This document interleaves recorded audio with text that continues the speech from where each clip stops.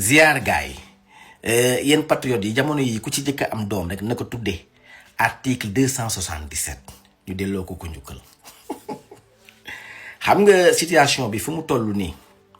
Barthélémy Dias xamoon na ko bu yàgg. Barthélémy Dias dafa taxaw ensemble ni man je ne suis pas éligible fii ak 5 ans mënuma bokk ci ay élections mu ni Aïssata Tall Sall yow soo bindee lettre rek ma ñàkk sama poste député kon Barthélémy Dias xamoon na risque yu muy courir nii ah Barthélémy Dias ba nga xamee ne yow da ngay traîner ay casserole yi yépp wax dëgg yàlla mënoon nga def li olof wax olof nee na kuy yoot du sëqët Barthélémy Dias olof ni kuy rëbb du yor jooloo li yow nag campagne yi passé dangaa yor sa jooloo li di keleng-lengi keleng jàpp benn leader boo xamante ni il est le plus aimé du peuple nga naan kaan dangay nangam